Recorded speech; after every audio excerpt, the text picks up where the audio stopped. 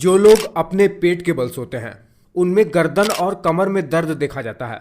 जो लोग पीठ के बल सोते हैं उनमें स्लीप एपनिया देखा जाता है। मतलब वो लोग खर्राटे बहुत ज़्यादा लेते हैं क्योंकि ग्रेविटी की वजह से जीभ की मसल ढीली होकर एयरवेज को ही ब्लॉक कर देती है। जो लोग दाएं करवट सोते हैं उसमें पेट के ऊपरी वाले हिस्से पर एक स्पेशल जो स्पिंक्टर है, लोअर इसोफिजियल स्पिंक्टर, उसके खुल जाने की वजह से ऐसे लोगों को एसिड रिफ्लक्स होता है। ऐसे लोगों को सीने में जलन होता है। और जो लोग बाएं करवट सोते हैं उनमें ये लोअर इसोफिजियल स्पिंक्टर वो बंद रहता है। ग्रेविटी से भोजन आसानी से स्टमक से छोटी आंत में पास हो जाता है और अच्छे से भोजन पच पाता है। व्यक्ति को नींद अच्छे से आती है।